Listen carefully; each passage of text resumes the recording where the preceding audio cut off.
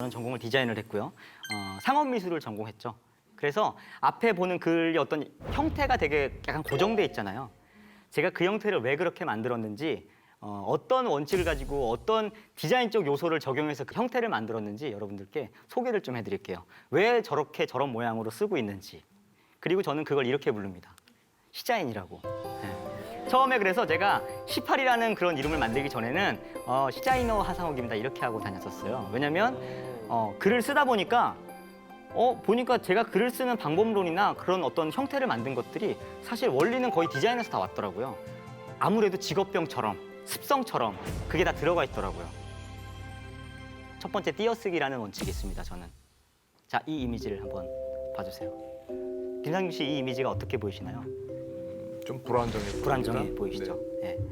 여러분도 비슷한 생각을 가지고 계시죠? 깔끔하게 정리되어 있지 않잖아요. 디자인을 전공한 사람들 이런 거를 참을 수가 없어요.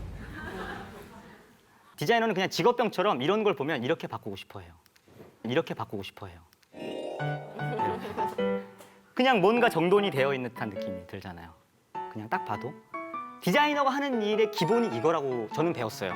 요즘에 디자인은 어떻게 바뀌었을지 모르겠지만 디자이너가 하는 기본은 정리와 정돈. 그래서 사람들이 조금 더 편하고 확실하게 눈에 들어올 수 있게 하는, 명확하게.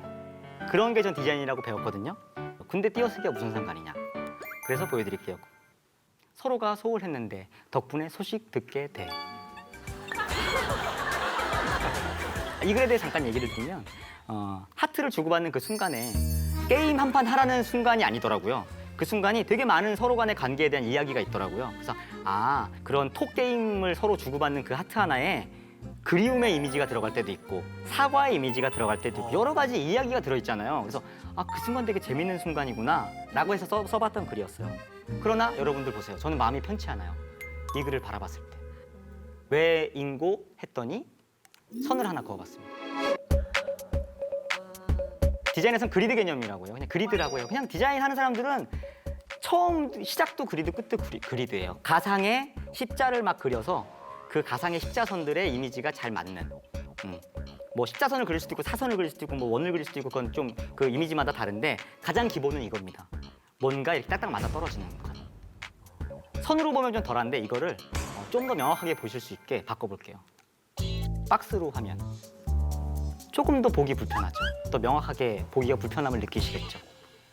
근데 이걸 이렇게 써볼게요. 자, 서로가 소홀했는데 덕분에 소식 듣게 돼를 붙여서 쓰게 되면 이렇게 됩니다. 네, 박스가 이렇게 보이게 되겠죠. 네. 띄어쓰기가 더 중요하다고 생각할 수도 있겠지만 저는 모든 걸 이미지로 먼저 생각하는 사람이기 때문에 저에겐 이게 더 중요했던 거예요. 짧은 글은 이미지로 전달되기도 한다고 생각해요. 최초에는 이미지화돼서 전달된다고 생각하기 때문에 그 이미지를 잘 정돈해서 전달해주고 싶었던 거죠. 이렇게 볼까요? 늘 고마운 당신인데 바보처럼 짜증내요. 뭔가 불편해요. 난 이런 게 너무 싫어요. 이렇게 보이잖아요. 바꿔볼게요. 이렇게 바꿨었어요. 얼마나 깔끔해졌습니까?